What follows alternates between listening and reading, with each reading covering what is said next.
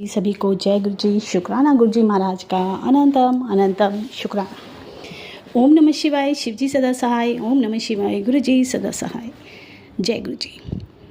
संगत जी, जीवन में हम हार जाते हैं, हमारे मन का नहीं होता तो हम परमात्मा को बहुत कुछ बोलने लगते हैं, कहने लगते हैं कि तुम हो ही नहीं, अगर होते तो ये नहीं होता।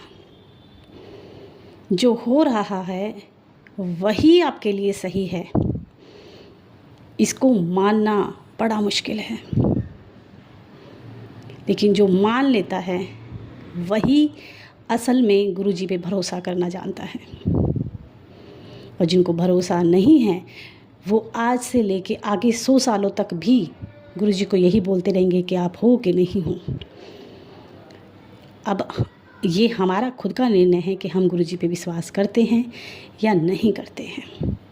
आज जो मैं सत्संग आपसे शेयर करने वाली हूँ, ये एक ऐसे अंकल का सत्संग है जिनकी मेरे ख्याल से 7-8 महीने पहले सेवा भी हुई थी इनके पापा के लिए, और बहुत प्यारी संगत है गुरु जी की। लेकिन कहते हैं कठिन समय में लोग हमारा साथ छोड़ देते हैं, गुरु जी नहीं छोड़ते हैं।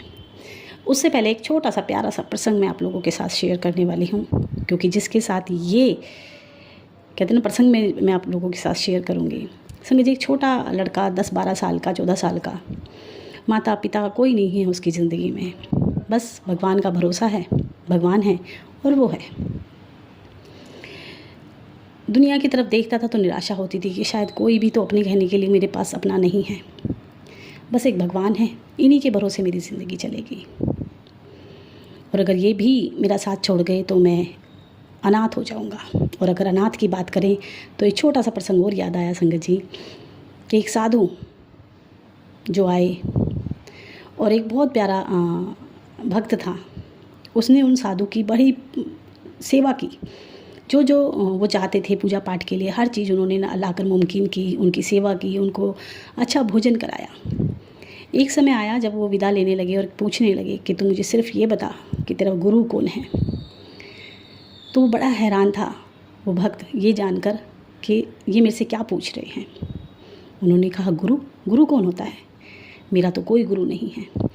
वही साधु जो 2 दिन पहले उसकी सेवा से प्रसन्न थे, उसकी जो वो आवभगत कर रहा था उससे खुश थे, वही अब चिल्लाने लगे और बोले कि तूने मेरा धर्म भ्रष्ट कर दिया, तूने मुझे किसी लायक नहीं छोड़ा, तूने मेरा धर्म भ्रष्ट कर दिया, तू तो अनाथ है क्योंकि तेरा कोई गुरु नहीं है। और जो अनाथ होते हैं वो किसी के नहीं होते। तो संगत जी, हम अनाथ नहीं हैं, हमारे नाथ भोलेनाथ हमारे गुरु जी हैं। इसलिए जीवन में कई बड़े बड़े आप ग्रंथ पढ़िएगा संगत जी, सब में गुरुओं का वर्णन है कि गुरु के बिना पार नहीं, गत नहीं, कुछ भी नहीं। जिनके पास गुरु हैं, और हमारे गुरु तो साक्षात भोले बाबा हैं। तो वो लड़का बड़ा उदास रहता था। शाम को संध्या वेले, शाम का समय हुआ तो उसने अपनी पूजा पाठ जो भी करनी थी, उसने 4 मोमबत्ती जलाई भगवान के आगे, प्रभु के आगे जला के माथा टेका और चल पड़ा मार्केट में। जब मार्केट गया तो जाकर सामान वामान लेने गया था, उसके पीछे 4 मोमबत्ती बातें कर रही हैं। पहली मोमबत्ती ने कहा कि मैं शांति की मोमबत्ती हूँ, पर दुनिया में शांति कहाँ बची है। सब एक दूसरे को देखकर खुश नहीं हैं, सब एक दूसरे के मतलब हक को मारने में लगे हैं, सब जगह बुराइयाँ ही बुराइयाँ हैं। मैं शांति क्यों, लेकिन शांति है कहाँ। और वो बुझ गई। दूसरी मोमबत्ती बोली कि मैं भरोसे की मोमबत्ती हूँ, लेकिन भरोसा दुनिया में बचा ही कहाँ है। कोई किसी पे विश्वास नहीं कर सकता, सब एक दूसरे के कहते ना पीछे से खंजर घोंपने पे लगे हुए हैं, सब एक दूसरे को बुरा बताने में लगे हुए हैं। तो भरोसे की तो ये दुनिया रही नहीं, तो मेरा यहाँ पर क्या काम है। और वो भी बुझ गई।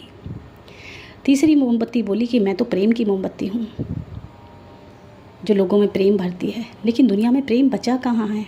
अपने ही अपनों के दुश्मन हैं, कोई किसी को देखकर खुश नहीं है।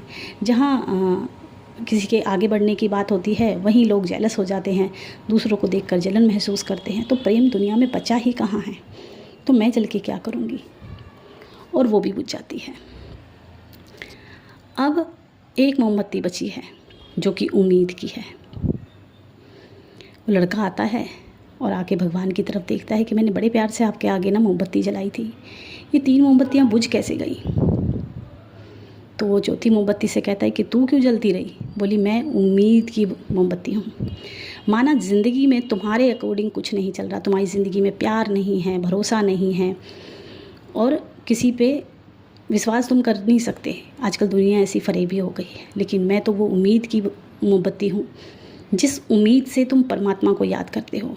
तुम्हारी उम्मीद और तुम्हारी कहते ना मन की व्यथा सिर्फ परमात्मा सुनता है। मैं उस उम्मीद की मोमबत्ती हूँ जिस उम्मीद से तुम अपने भगवान के सामने मत्था टेकते हो, जिस उम्मीद से तुम अपने भगवान को सब चीज़ें बताते हो। और अगर मैं ज़िंदा हूँ और मैं जल रही हूँ तो तुम मेरे भरोसे इन 3 मोमबत्तियों को दोबारा से जला सकते हो। क्योंकि जिसके मन में उम्मीद बच जाती है उस रब के प्रति, तो उसके जीवन में प्रेम, भरोसा सब वापस आ सकता है। लेकिन जहाँ उम्मीद टूट जाती है वहाँ सब खत्म हो जाता है। वो लड़का मोमबत्ती को उठाकर और उन 3 मोमबत्तियों को जला देता है, क्योंकि उसके पास उम्मीद बची है। सनी जी, कई बार हम भी इसी तरह के जीवन में हो जाते हैं। हमारा जीवन अस्त व्यस्त हो जाता है। हमें लगता है कि कोई अच्छा नहीं है, सब झूठे हैं, वकार हैं, सब हमारा बुरा चाहते हैं। लेकिन एक उम्मीद जो उस रब की तरफ लेके जाती है कि सारी दुनिया हमारा साथ छोड़ेगी, लेकिन हमारे गुरुजी हमारा साथ नहीं छोड़ेंगे। ये उम्मीद आपके जीने के लिए काफ़ी है और यही उम्मीद आपके जीवन में बाकी चीज़ों को वापस लेके आती है। क्योंकि आप जिस पे भरोसा कर रहे हो, जिससे उम्मीद लगा के बैठे हो, वो आपके भरोसे को, उम्मीद को नहीं तोड़ते। ऐसा ही आज का सत्संग है संगत जी। अंकल के पिता जो बहुत बीमार थे और बोले क्योंकि वो हॉस्पिटल में एडमिट थे और कोई शरीर का उनका एक अंग ऐसा नहीं था जहाँ ऑपरेशन नहीं हुआ था। उनको डायलिसिस होती थी, उनको गले में कट लगे हुए थे और बहुत सारी चीज़ें जो देखने लायक नहीं थी। लेकिन उनके पिता जो एक नेक इंसान थे, कभी किसी से कुछ ऐसा नहीं कहा कि किसी को बुरा लगे, ऐसा नहीं किया जो किसी का मन दुखे। पूरी ज़िंदगी हर चीज़ में वो चुप और शांति से रहते थे। कोई कुछ भी कहे, कभी किसी को उल्टा नहीं जवाब देते थे, किसी के मन दुखाने वाली बात नहीं करते थे। अंकल जो गुरुजी को मानते हैं, गुरुजी के भक्त हैं, गुरुजी के फॉलोअर हैं, उनकी उम्मीद सिर्फ गुरुजी पे है। लेकिन जब पापा की ऐसी हालत देखी तो उन्होंने पूछना शुरू किया कि गुरुजी, आप भी तो इंसानी रूप में आए थे, क्या आप भी इंसानों की तरह हमारा साथ छोड़ के चले जाओगे? क्योंकि परिवार के सभी लोग उनका साथ छोड़ चुके थे। कहने के नाम पर सिर्फ वो और उनके सगे बहन भाई थे, जिनका उनके पिता ने, चाचा, ताऊ और जो हमारे रिलेटिव होते हैं, किसी ने भी साथ नहीं दिया। कोई उनके पापा का जो हॉस्पिटल में थे पता तक लेने नहीं आया। सब ऐसे दिखा रहे थे जैसे कि अपनी ज़िंदगी में बहुत व्यस्त हैं और उनके पास समय नहीं है उस इंसान से मिलने के लिए या उसकी कोई मदद करने के लिए। बार बार अंकल एक ही पुकार लगाते थे कि गुरुजी अगर आप हो तो आप कुछ करो, या आप भी ऐसे ही हमारा भरोसा तोड़ रहे हो। बहुत सारी, क्योंकि जब हमारा मन परेशान होता है तो हम कसर नहीं करते हैं गुरुजी से भी लड़ने में, क्योंकि शायद ये हमारा हक भी है, क्योंकि वो हमारे रब भी हैं, हमारे पिता भी हैं। गुरुजी का एक मैसेज आता है कि सब मेरी निगरानी में हो रहा है, मैं तुझसे दूर नहीं हूँ, मैं सब तेरे आसपास ही हूँ, सब मेरे मन मुताबिक हो रहा है। फिर भी अंकल बार बार एक ही बात कहते कि गुरुजी अगर आप हो तो अपना प्रेजेंट बताओ, कुछ करो। अंकल का नियम था कि अपने पापा, क्योंकि आईसीयू में थे और आईसीयू में इतना बड़ा हॉल था वो, और हॉस्पिटल कहते हैं ना इंडिया के कुछ बेस्ट हॉस्पिटल में से वो था, और अंदर जाने की परमिशन किसी को भी नहीं थी। गुरुजी की कृपा यहीं से शुरू होती है। अंकल जहाँ 5 मिनट उनको कोई रुकने नहीं देता था आईसीयू में, अंकल 1-1 घंटा अपने पिता की मालिश करते थे, उनको चंदन तिलक लगाते थे, उनके मुंह में जल प्रसाद डालते थे और उनको कोई रोकता नहीं था। एक स्वरूप जो अंकल के पास था, वो जाके अंदर हॉस्पिटल में उसमें आईसीयू रूम में वो पट्टी में बांध कर उनके बेड में बांध रहे थे। अचानक एक नर्स आई और उन्होंने कहा कि क्या कर रहे हो? बोले मैं कुछ नहीं कर रहा हूँ, मेरे ये गुरुजी हैं, मैं अपने पापा के बेड से पट्टी में इनको वो कर रहा हूँ। तो उन्होंने उनकी मदद की। बताओ मैं आपकी क्या मदद कर सकती हूँ? गुरुजी की कृपा यहीं से शुरू हो गई थी, क्योंकि जो जो चीज़ें नामुमकिन थी, पापा के पास 5 मिनट कोई किसी पेशेंट के पास नहीं रुक सकता था। अंकल 1-1 घंटा अपने पापा के पैर दबाते थे, उनकी सेवा करते थे और अपने पापा के पास उस कमरे में रहते थे। अंकल गुरबानी चला देते थे अपने पापा के कान के पास, और उनके पापा मतलब ऐसा लगता था कि वो फील कर पा रहे हैं, उनको उसको सुनकर उनको महसूस हो रहा है, उनको रिलैक्स लग रहा है। 1-1 घंटा, जबकि आईसीयू में फ़ोन ले जाना बिल्कुल भी पॉसिबल नहीं है, फ़ोन कोई ले जाने नहीं देता है। अंकल को बार बार गुरुजी ये फील कराते थे कि मैं हूँ, तेरे मन मुताबिक चीज़ें हो रही हैं, लेकिन वो नहीं हो रहा है जो होने की मतलब उम्मीद तो लगा के बैठा है, क्योंकि जिसका समय आया है वो जाएगा। और जितने कष्ट हमें झेलने हैं वो हमें झेलने ही हैं।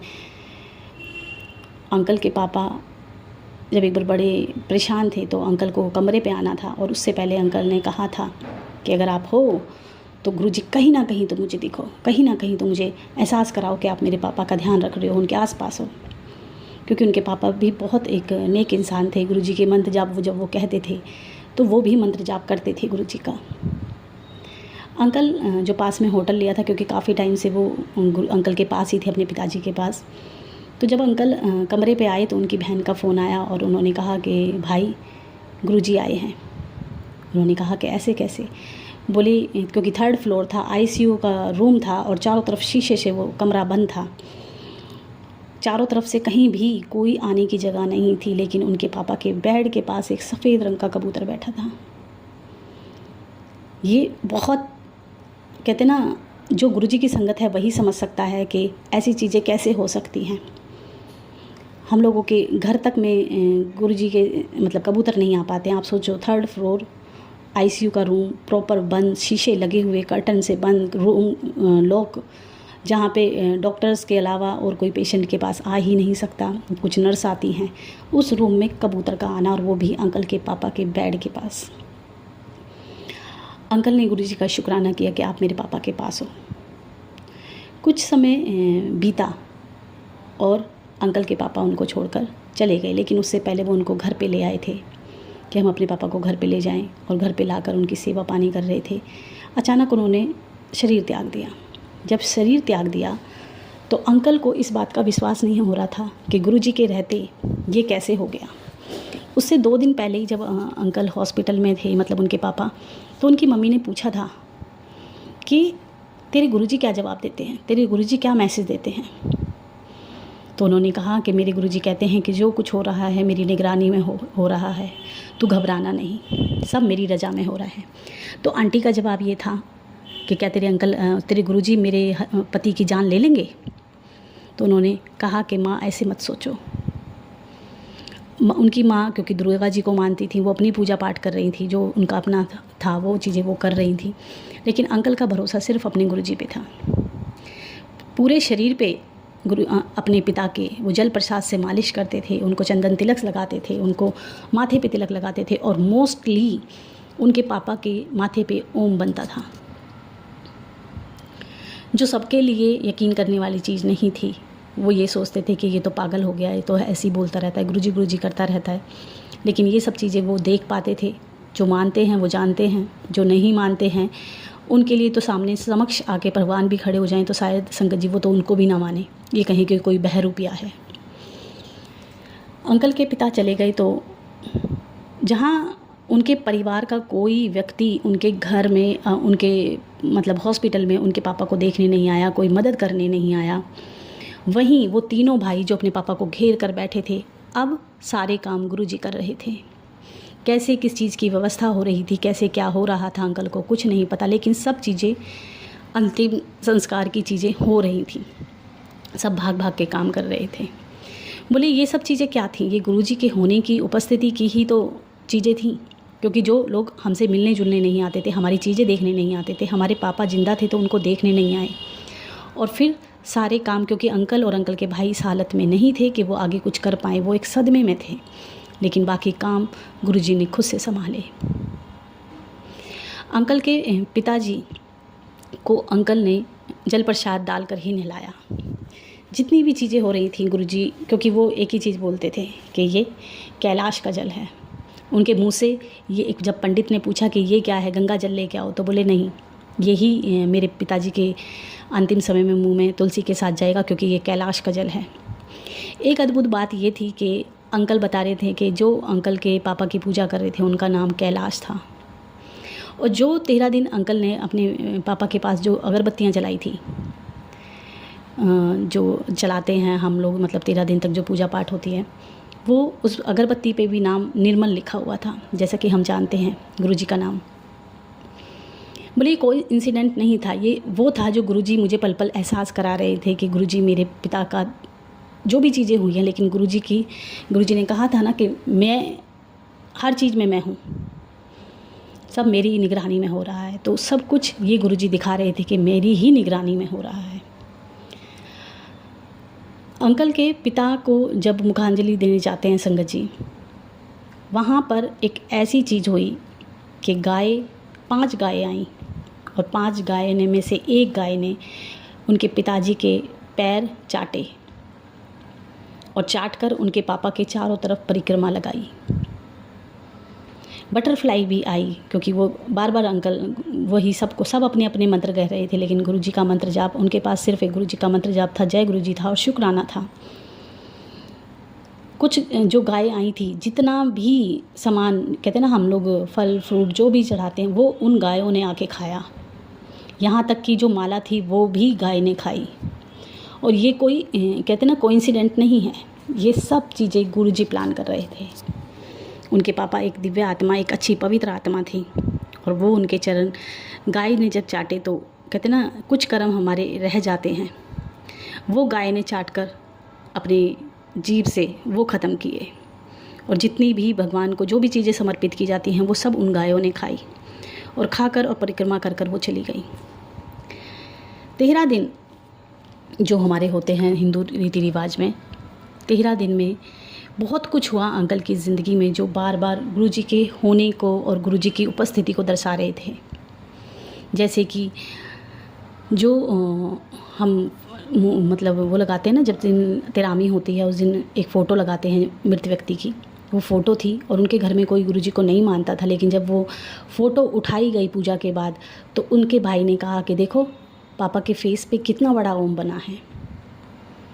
अंकल को तो ये सब चीज़ें समझ में आ रही थी, लेकिन अब गुरुजी ने दूसरों को भी दर्शाना शुरू किया कि इसके गुरुजी हैं और इसके साथ ही हैं।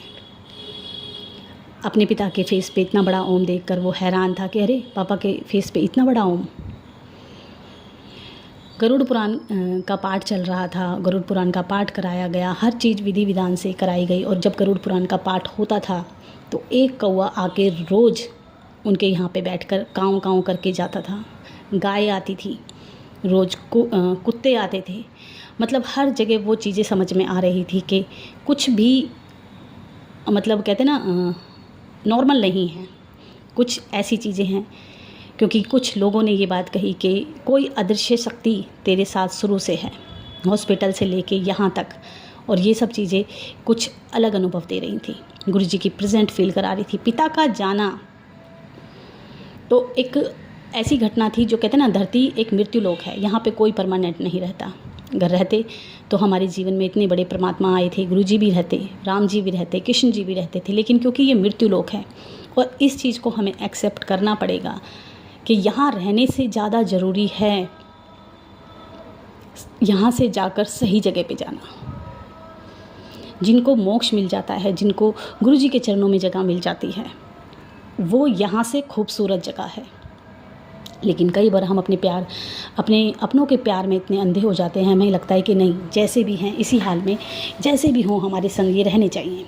लेकिन अंकल ने जब अपने पापा की हालत देखी कि इतनी बुरी परिस्थिति है, इतनी बुरी वो तड़प रहे हैं, तो अंकल ने भी गुरुजी से यही कहा कि गुरुजी अब आपके ऊपर छोड़ दिया, आप रखना चाहते हो कि ले जाना चाहते हो, आप जानो। अगर आपको लगता है कि मेरे पिता नहीं सर्वाइव कर पाएंगे अच्छे से, तो आप इनको ले जाओ। और ये शक्ति और ये बोलने की क्षमता भी हमें गुरुजी देते हैं, नहीं तो कोई भी अपने अपनों को जाने के लिए ना कहे।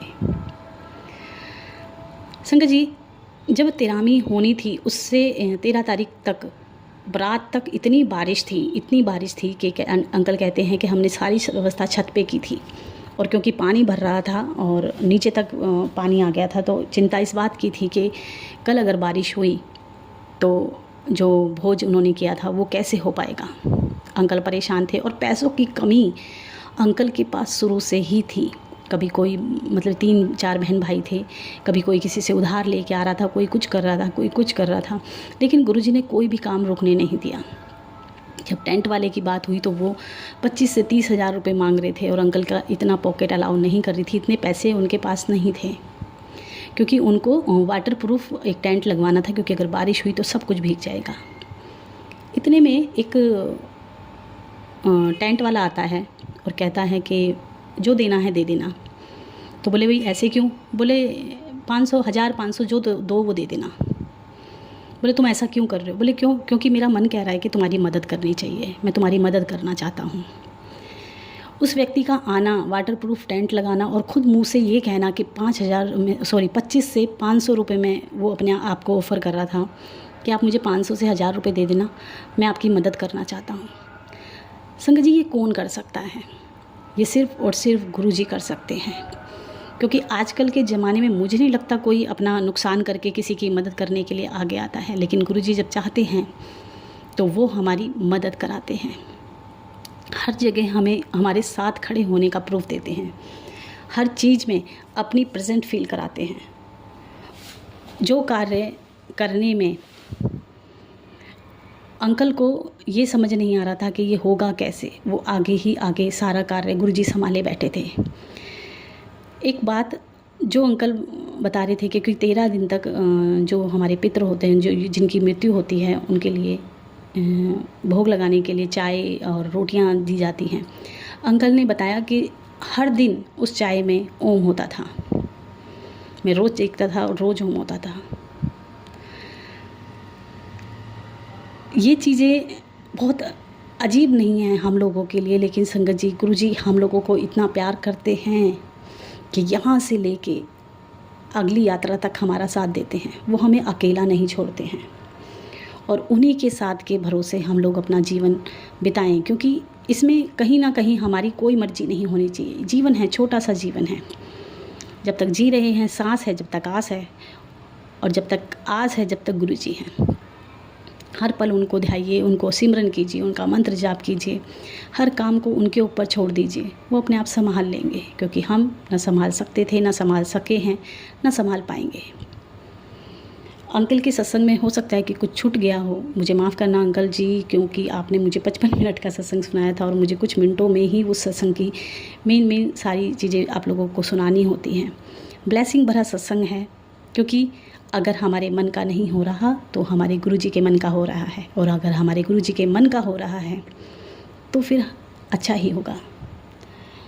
आज के लिए इतना ही। जय गुरुजी, शुक्राना गुरुजी। संगत जी, लेकिन एक छोटा सा सत्संग और मेरे मन में अभी भी आया, प्लीज़ सुन के जाइएगा। एक आंटी, जब गुरुजी जलंधर मंदिर चले गए थे